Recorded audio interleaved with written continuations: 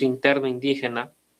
Entonces, para eso los españoles supieron aprovechar toda esa coyuntura y se les hizo en cierta forma fácil dominar varios territorios, ¿no? Porque recuerden que España en ese tiempo necesitaban liberarse de los moros y estaban en guerra. Necesitaban dinero para pagar a sus soldados, porque en ese tiempo en España estaban todavía en la época feudal. Ya cuando se termina la época feudal pasamos al modernismo. Ya existe esa transición. Continuemos. Siguiente.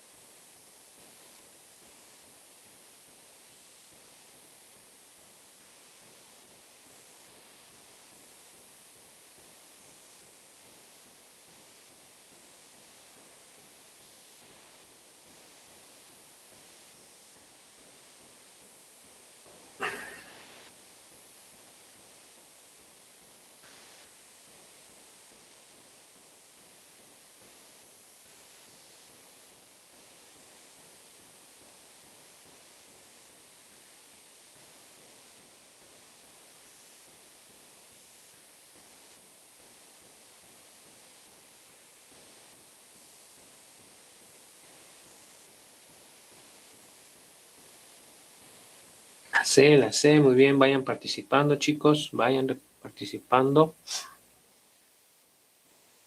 Muy bien, parece que se han estudiado, ¿no?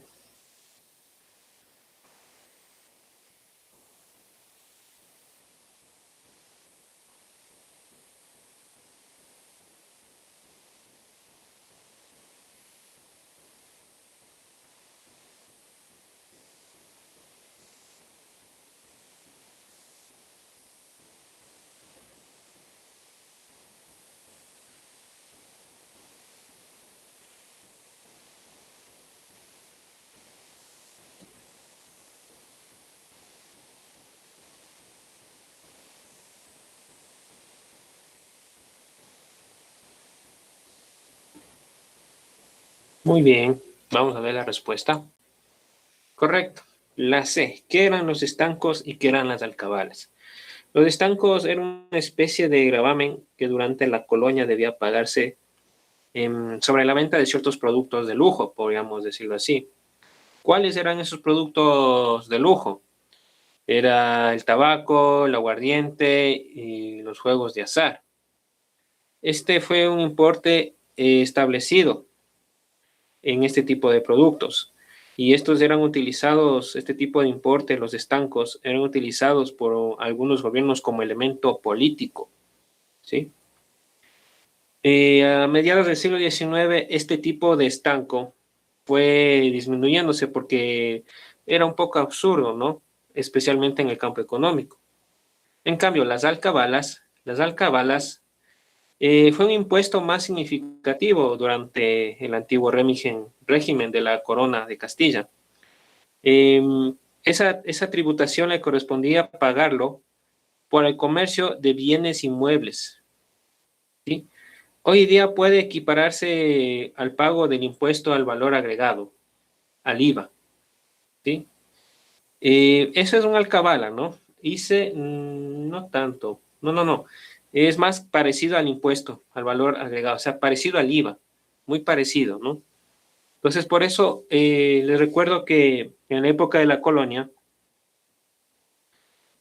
esa ley que dice no ser vago, no robar, ser honesto, etcétera, etcétera, No es que eso no es que sea una ley indígena en realidad, no es indígena esa ley. Esa ley fue una imposición española. ¿Por qué? Porque a los indígenas, obviamente, les tenían como esclavos y para que no se subleven, o sea, para que no se levanten, les pagaban con alcohol y tabaco a los indígenas. Entonces les mantenían en un estado de somnolencia para que para que no se rebelen y les pagaban así. Son cosas que no están en los libros, ¿no? Yo los cuento porque he investigado un poco y he leído un poco más. Entonces hay cuestiones que uno dice, ¿por qué no se cuenta esas cosas en los libros de historia y por qué no lo cuentan a los jóvenes? Que deben conocer un poco más profundamente qué realmente pasó en esa época, qué sucedió, cómo era el contexto, cómo era la dinámica social de la colonia, etcétera, etcétera. Muchas cosas que desconocen en realidad. Continuamos.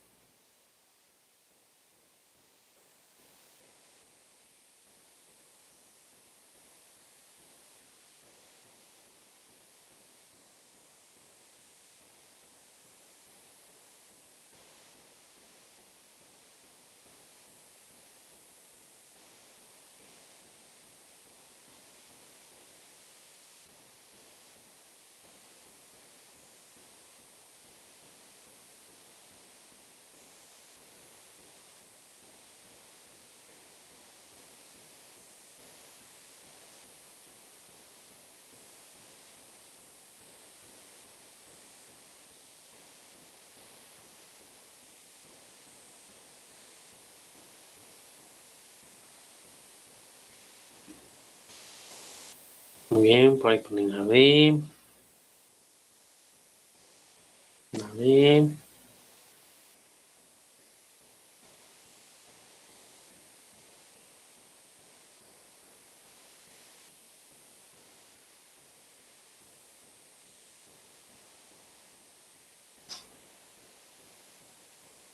la B.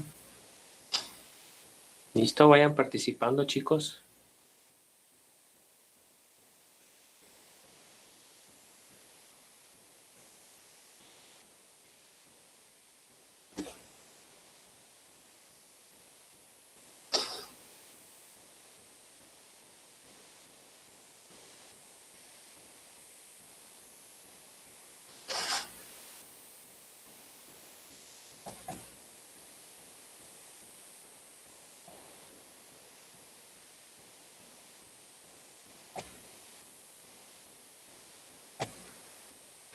La B, Alison, Karen, Joa, Eric, Paola.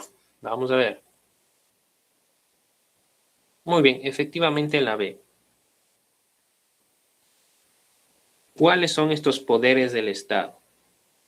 El Estado ecuatoriano está conformado por 5 poderes estatales: el poder ejecutivo, el poder legislativo, el poder judicial, el poder electoral y el último poder, ¿cuál es? La ciudadanía, ¿sí? El derecho en el Ecuador tiene su sacudón jurídico, en donde se plantea una nueva estructura jurídica del Estado, eh, en donde el ciudadano activo, es participante activo de ciertas cuestiones jurídicas y políticas, pero eso solo queda en el papel porque en realidad muy poco se ha hecho, como el caso del Consejo de Participación Ciudadana, ¿no? Que fue creado para esto, pero en realidad es muy cuestionada su participación. Porque la Asamblea Nacional y la Corte Constitucional, la legislativa y judicial, la de Transparencia y Control Social, el Consejo Nacional Electoral, ellos son los que elaboran los nuevos pilares constitucionales de los estados.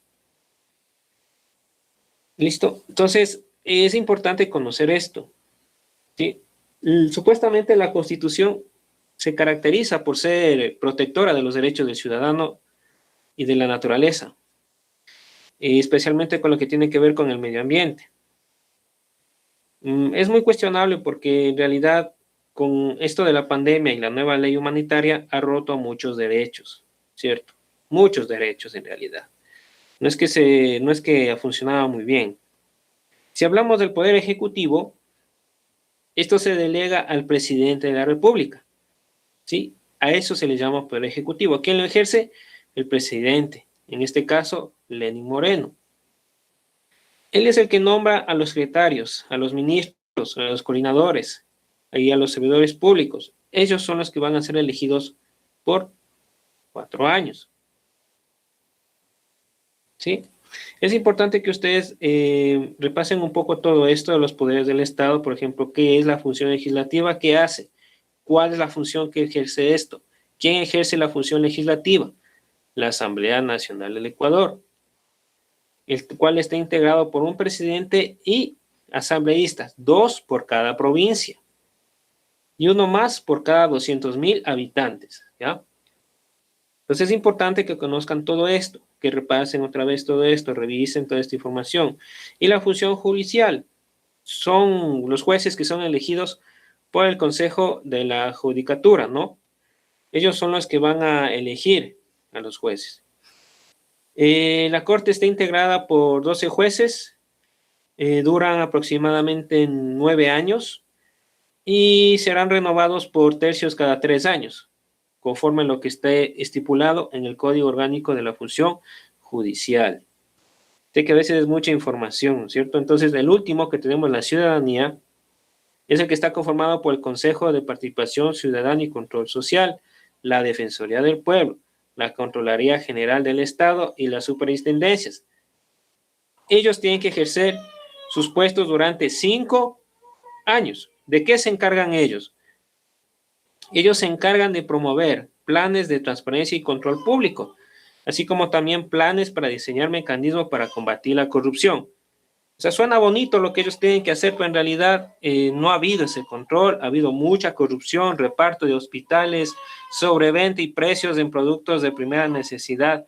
¿Qué necesitan los hospitales? Las mascarillas, una cantidad terrible de corrupción. Entonces, este tipo de poder, este tipo de Consejo de Participación Ciudadana y Control, en realidad no ha cumplido para lo que fue creado. Por eso querían hasta eliminarlo, eliminar el quinto poder. Continuamos.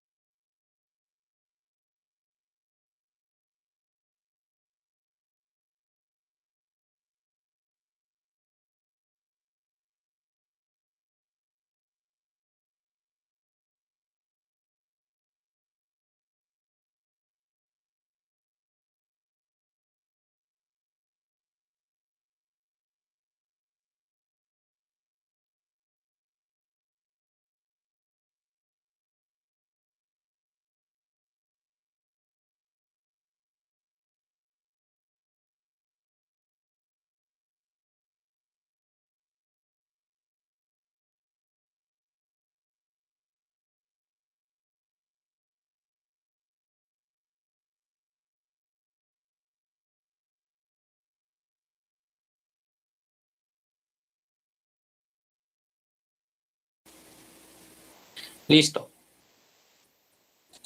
La A, muy bien.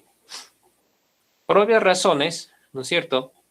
Cacao, palma africana, banano, plátano, todo esto se produce en la costa. ¿Qué es un sector primario?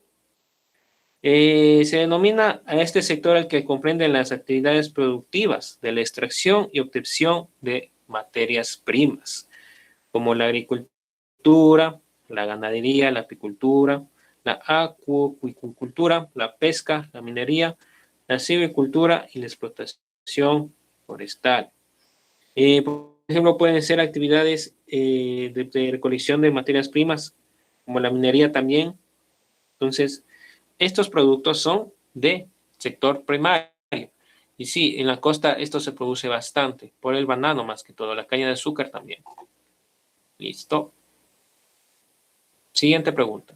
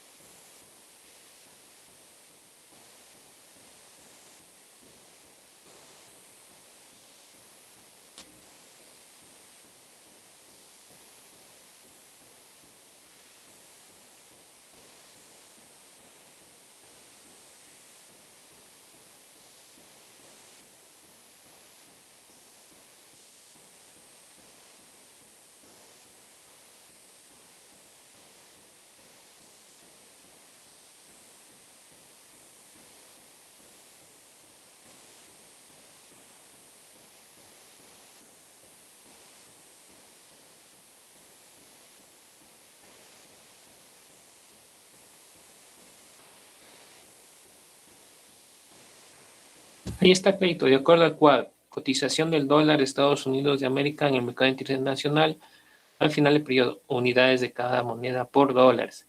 O sea, tienes que descubrir de todos los datos que están acá, ¿sí? Y de las opciones que te dan acá abajo, el bolívar, dice 2018, el bolívar venezolano apareció su valor ante el dólar respecto a 2016. ¿Es verdad esto? El peso chileno volvió a su valor frente al dólar 2015 y 2018. ¿Es verdad esto? El sol peruano. Entonces, ¿esto cómo se llama? Lectura literal. Entonces, lo que te está diciendo en las opciones, tienes que poner la opción correcta, la que te está representando en el cuadro. Así se debe resolver estos ejercicios. O sea, no te está, por lo general te ponen así este tipo de preguntas. Entonces tienes que hacer una lectura. ¿Qué tipo de lectura es esta? Literal. Viene a ser casi interpretativa, pero no es lectura hipotética. Cuando se hace la elaboración de lectura de cuadros de estadísticos, no sé si esto a ustedes les enseñaron, pero esto se enseña en estadística. Y se me hace raro que les metan este tipo de preguntas de sociales, porque eso corresponde más a estadística.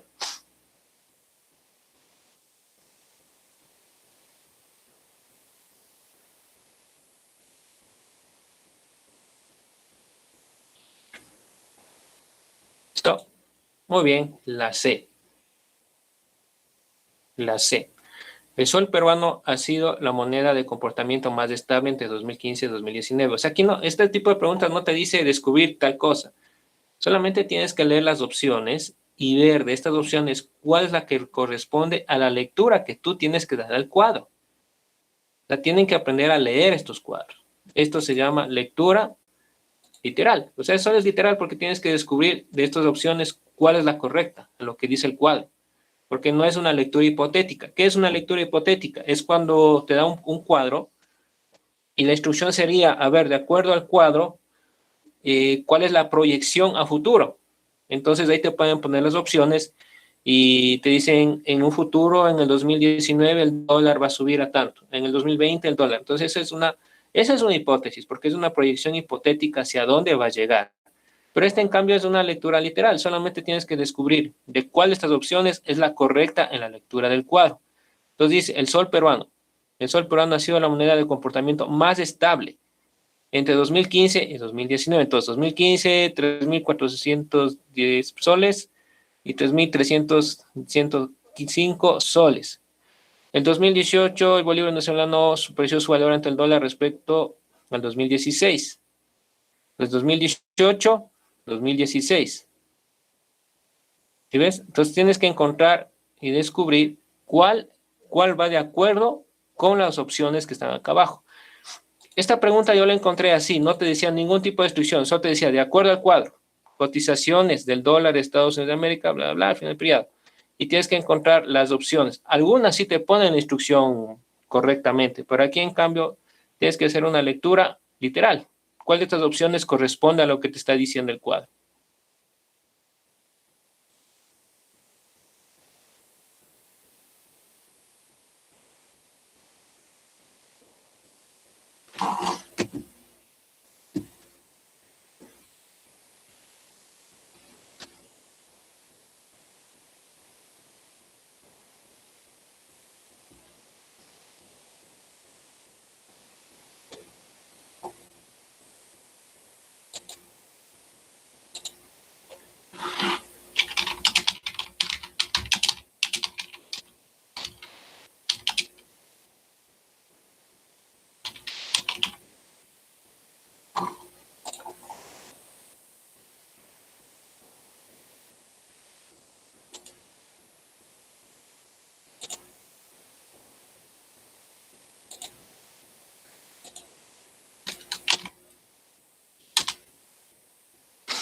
Ahí les compartí un link en donde te explica de buena forma cómo interpretar gráficos y tablas de estadísticas. Es el más, digamos, el más claro de todos los videos que hay en YouTube. Es el más claro, incluso ahí te explica con ejemplos de cómo interpretar un link que está en YouTube. Hay un video explicativo de cómo hacerlo, Andrea. Si no entendiste, ingresa ese link y ahí está más claro.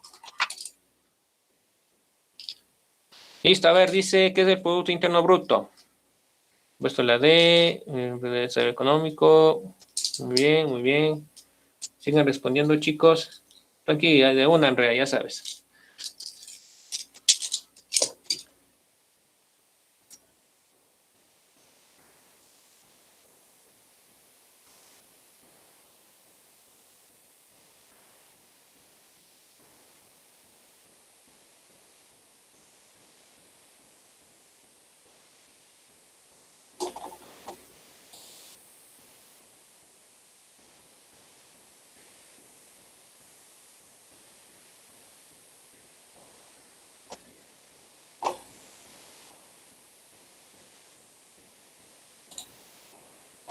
La B, creo que es la B, la B. Magnitud macroeconómica que expresa el valor monetario de la producción de bienes y servicios de demanda final de un país o región durante un periodo determinado, normalmente de un año. Indicador, vamos a ver, Camila, la D, indicador. Bien. Israel, la B, Camila, la D. Vamos a ver cómo les va.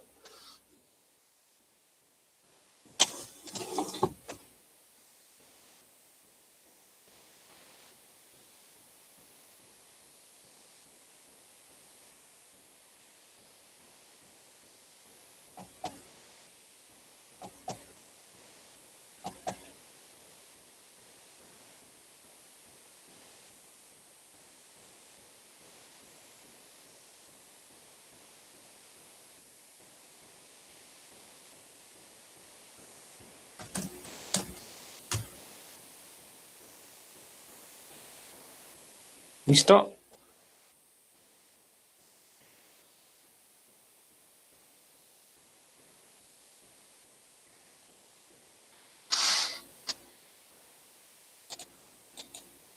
La correcta es la B, Producto Interno Bruto.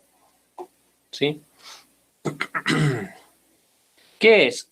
Es un indicador económico que refleja el valor monetario de todos los bienes y servicios finales producidos por un país o región en un determinado periodo de tiempo. Por lo general va en un año, ¿no? En un año se obtiene este número. Se utiliza para medir la riqueza de un país, también se conoce como Producto Bruto Interno. Mide la producción total de bienes y servicios de un país, ¿no? Porque calcular todo eso es bastante complicado, porque se debe conocer todo lo que hace el país, es decir, la producción de manzanas, leche, libros, barcos, máquinas, todo lo que produzca el país, hasta los servicios de un taxi, dentista, un abogado, un profesor, entre otros, hasta los emprendedores, también es Producto Interno Bruto. Obviamente hay datos que no se incluyen porque no se puede contabilizar ni conocer. Por ejemplo, los de autoconsumo o la llamada economía sumergida, ¿sí? Entonces, el PIB tiene que ver con la macroeconomía, con lo más grande, es un número súper grande de todo lo que se hace, todo lo que hace un país. ¿Y cómo lo calcula? Bueno, se puede medir de tres formas o tres metodologías. El método del gasto, el método de valor agregado y el método de ingreso. El crecimiento del PIB es muy importante para un país, porque cuando ustedes compran un producto de un interno bruto de un trimestre con el trimestre anterior, se puede obtener la tasa de variación intertrimestral, es decir, el crecimiento económico que está experimentando el país. Entonces, ¿Ecuador ha crecido económicamente? Yo creo que muy poco en realidad. Y así nos seguimos endeudando y así el gobierno sigue adquiriendo más deudas, pero yo hasta ahora no he visto esos dólares, no me ha llegado a mi casa, la verdad. Yo creo que ese dinero solamente llega a las grandes empresas y a los banqueros, porque yo no he visto hasta ahora ese dinero. O sea, ese dinero no es que llega al Ecuador, no llega a ciertos estratos, llega a ciertos grupos económicos para impulsar la economía, o por ahí se lo guardan, se lo cogen alguna parte de ese dinero de sus préstamos, ¿y quién paga? El pueblo es el que está pagando ese impuesto, esos préstamos que están haciendo con el FMI.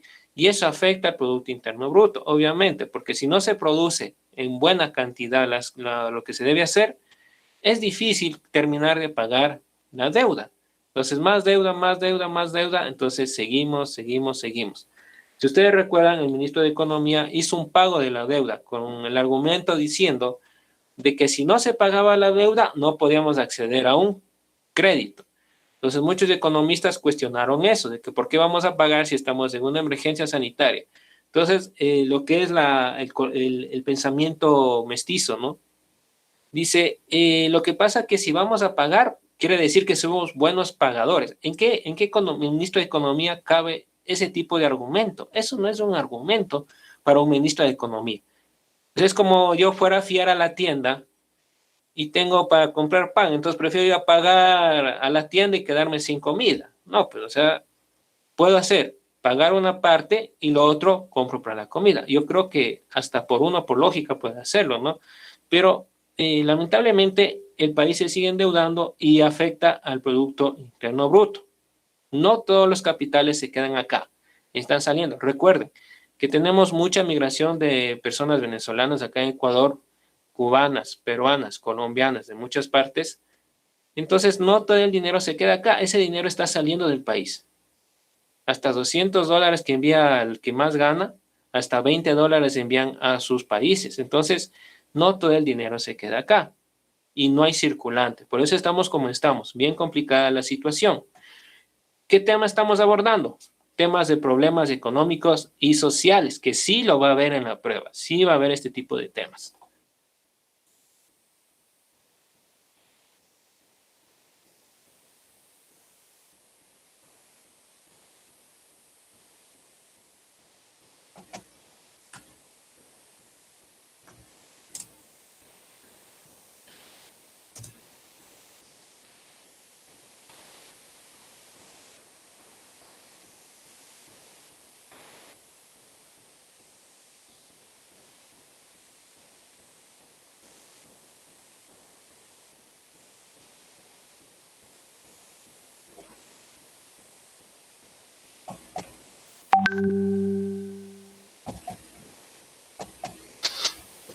Muy bien, la D.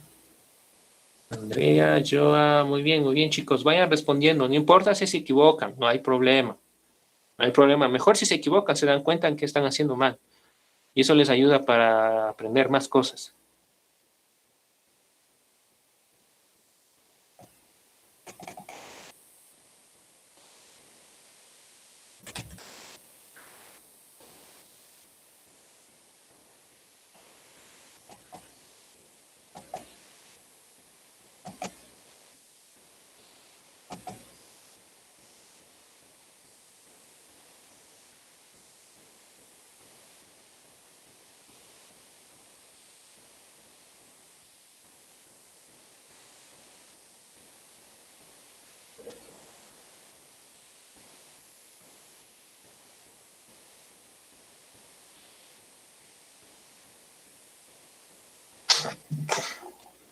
¿Listo?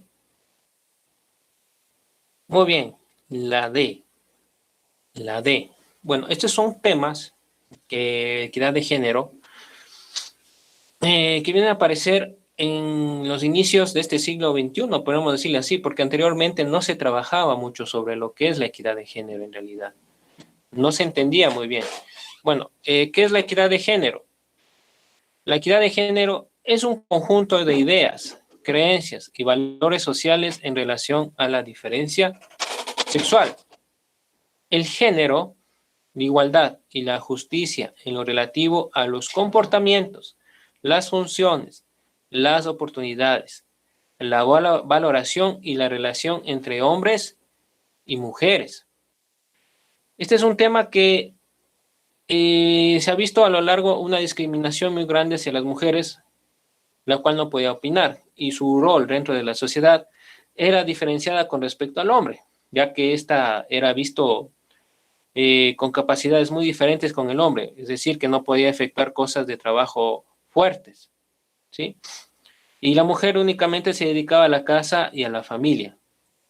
Entonces, con el tiempo, la mujer ha demostrado que posee capacidades y habilidades para el ámbito económico, político y social, debido a las decisiones que se han mencionado en varios contextos por parte de las mujeres. ¿Listo? Entonces, la equidad de género es súper importante que lo conozcan, porque no solamente es en lo social, también tiene que haber la equidad de género en la escuela, en el trabajo, en la política, ¿sí? En donde todos somos iguales y no hay discriminación. Muy bien. Siguiente pregunta.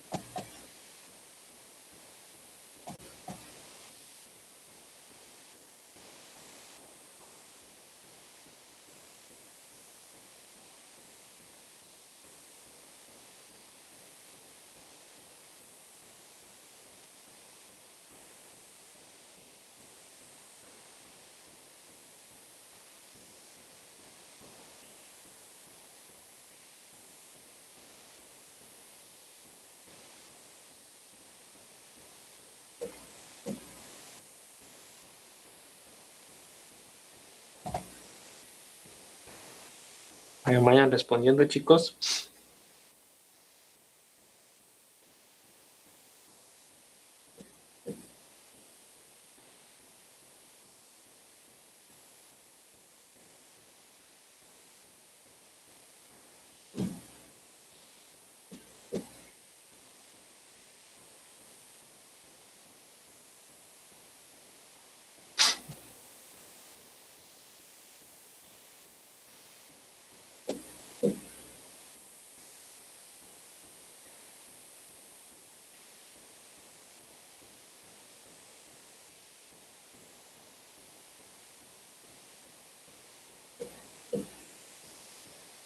Muy bien, muy bien.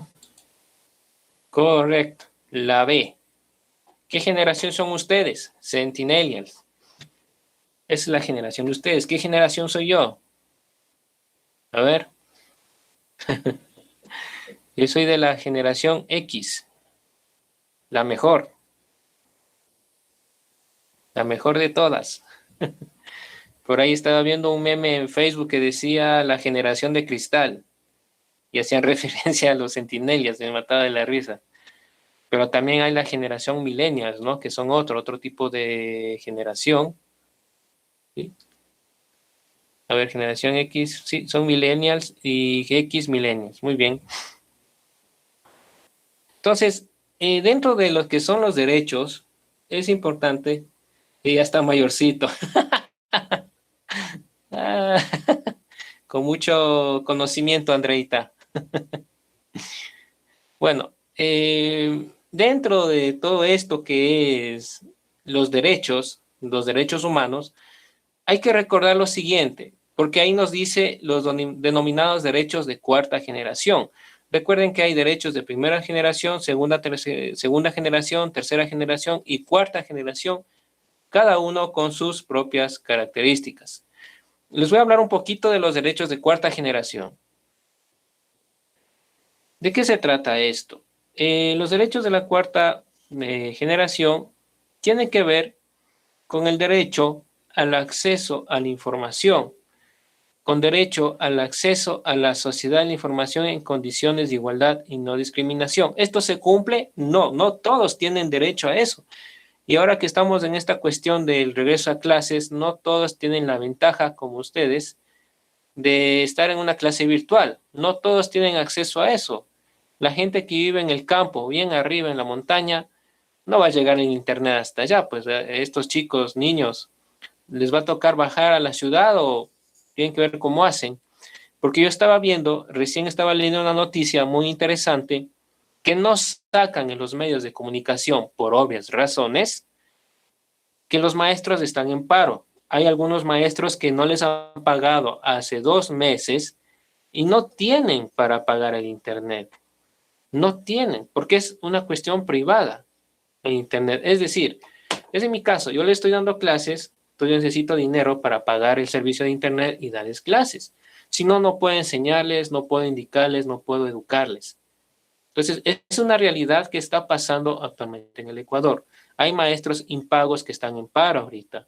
Hay un paro digital por parte de algunos docentes que no tienen, no les han pagado 2 meses, imagínense. Entonces, se rompe el derecho, este tipo de derecho, que es acceso a la sociedad de la sociedad de la información en condiciones de igualdad. No todos tienen acceso a esto. Al uso del espectro radioeléctrico y de la infraestructura para los servicios en línea, sean satélites o por vía de cable. Tampoco se cumple esto. Derecho a formarse en las nuevas tecnologías. Ustedes, es más fácil, ¿no es cierto? Pueden manejar la tecnología de arriba, al revés del derecho, pero no todos pueden entenderla. Por ejemplo, mi abuelo, que está bien mayorcito, ya mismo cumple 100 años, él no va a sentarse a una computadora a hacerlo, imposible. Incluso mis padres, que también tienen su edad, no saben usar todavía no están muy acostumbrados a usar los celulares con touch. Todavía usan los celulares con teclas, todavía lo usan ese. Y si les digo, naveguen por internet, no lo saben, incluso hay algunos padres que no lo saben hacer. Eso se llama analfabetismo digital. Para esta era hay que tener ciertas competencias digitales para poder laborar y trabajar.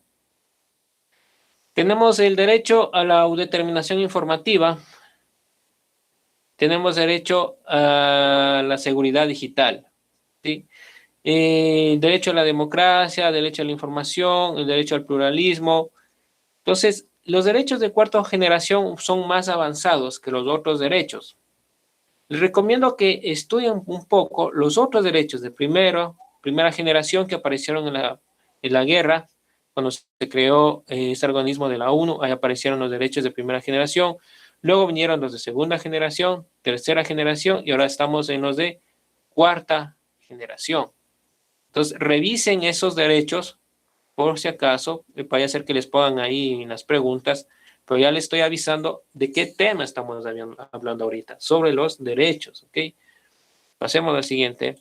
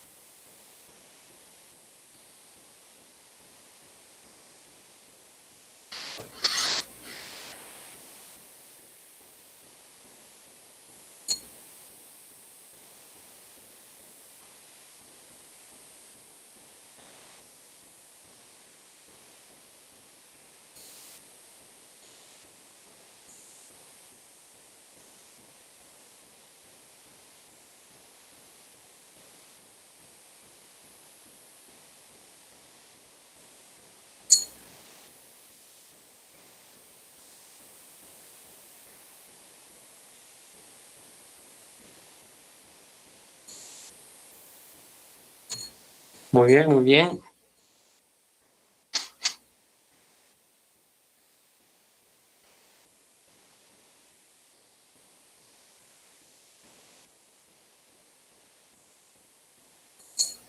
Muy bien, vamos a ver cómo les fue. Muy bien, correcto, la B. En realidad no estaba muy complicada la pregunta. Aquí mismo ya nos está dando la respuesta de qué se trata. Porque si la pregunta fuera más compleja, nos dijera el artículo 141 del Código Integral Penal del Ecuador, ¿a qué se refiere? Entonces, si nos ponen las opciones, entonces ahí sí va a ser más complicado para que ustedes entiendan. Pero este artículo corresponde al capítulo segundo, delitos contra los derechos de libertad, a la sección primera, delitos contra la inviolabilidad de la vida. Tenemos el artículo 140 que menciona sobre el asesinato. La persona que mata o mate a otra será sancionada con pena privativa de libertad de 22 a 26 años si concurre alguna de las siguientes circunstancias. Entonces ahí tienen ustedes, les recomiendo que revisen un poco esto también, más que todo por temas coyunturales, ¿no? Por temas, podríamos decirle que está a la moda, con respecto al femicidio, al aborto, por eso les mencionaba que vean un poco las noticias, pero no a las de Crónica Roja, ¿no? Sino más respectivamente enfocadas a problemáticas sociales, económica y política, porque eso va a encontrarse en la prueba. Esto es de coyuntura, por supuesto que sí, es una problemática social, es una problemática social. Incluso ahora que me estaba viendo bastante en Facebook, que hay mucha gente desaparecida. Por ejemplo, hay la alarma Emilia. ¿De qué se trata esta alarma, por ejemplo? ¿De qué habla? ¿Bajo qué estamento se respalda? Exacto. Tenemos la sección segunda, delitos contra la integridad personal. Tenemos la tortura, artículo 151. Artículo 153, abandono de persona. Artículo 152, sobre lesiones. Artículo 149, aborto consentido, por ejemplo. ¿Qué nos dice?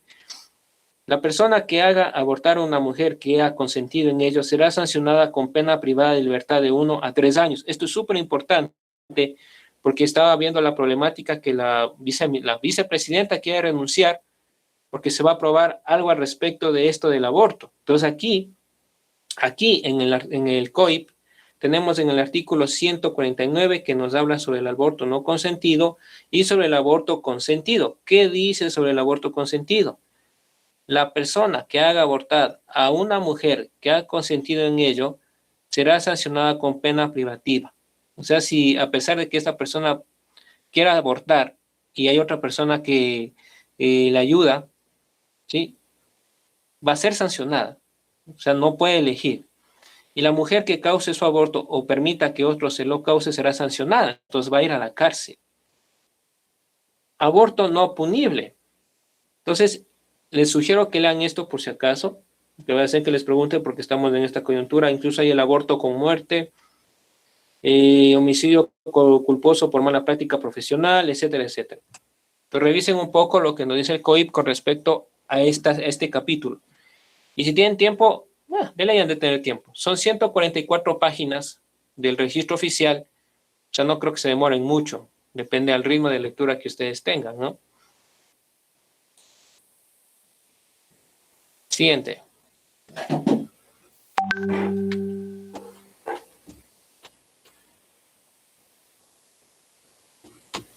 No te asustes, Dani, no te asustes.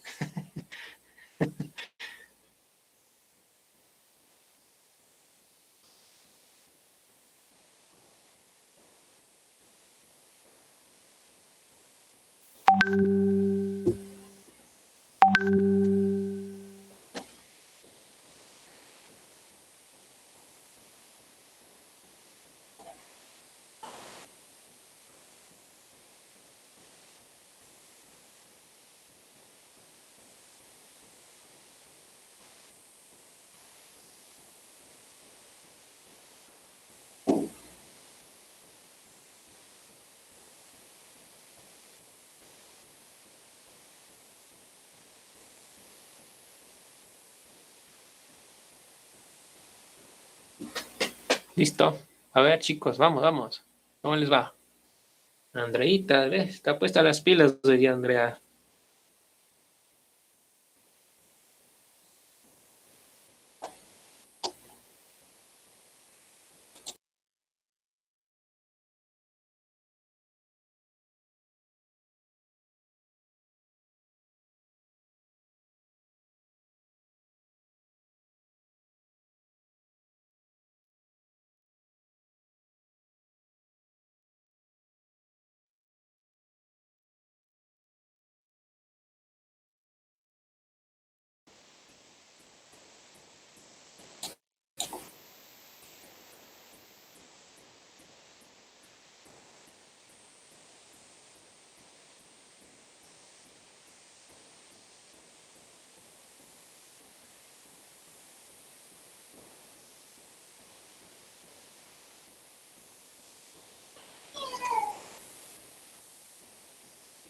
¿Listo?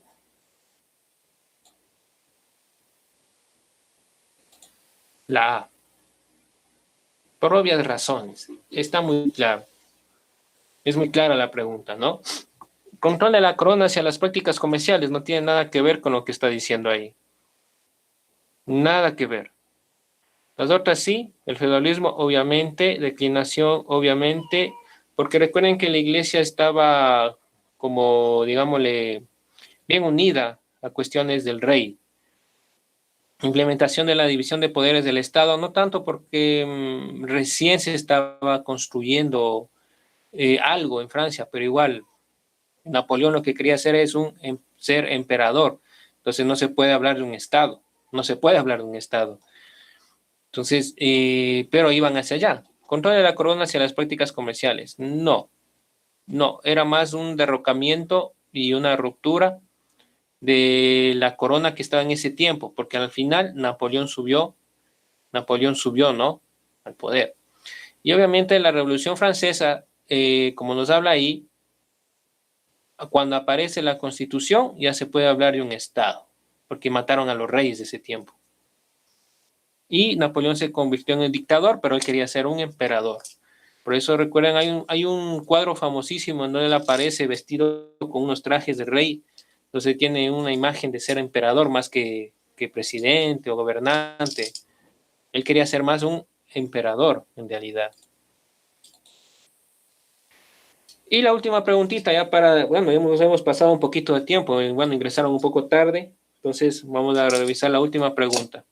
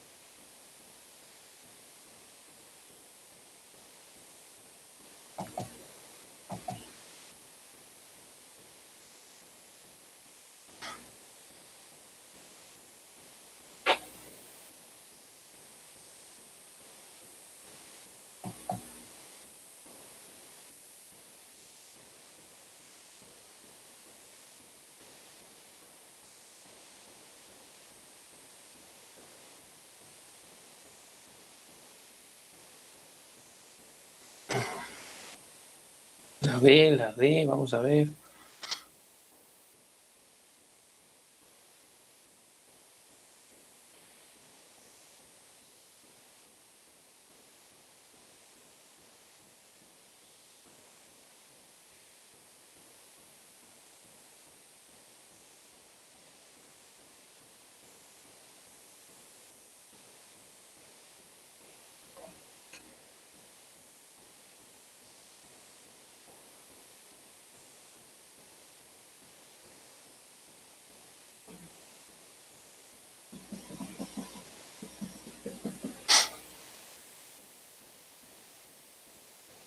También voy por la B, parece apuesta.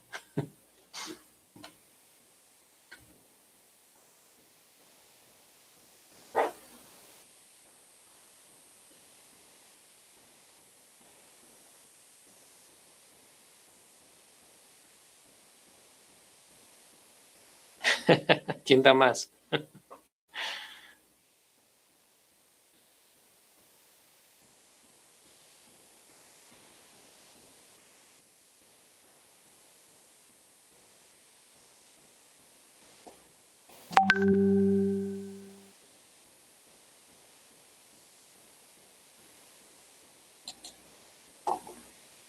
Microhistóricos 1 y 3. Macrohistóricos 2. Terremoto de Manabí y Navidad. Listo, ahí nos quedamos, chicos. La próxima les amplío un poquito más del tema de acá, qué es lo macrohistórico y qué es lo microhistórico, para que quede claro. Muy bien, chicos. Se cayeron, solo, ¿quién respondió la D? Nadie. Nada, solo dice BCD. Allison nos puso la D. D, B, D, David, la D. Los demás han puesto la B, B, D, D.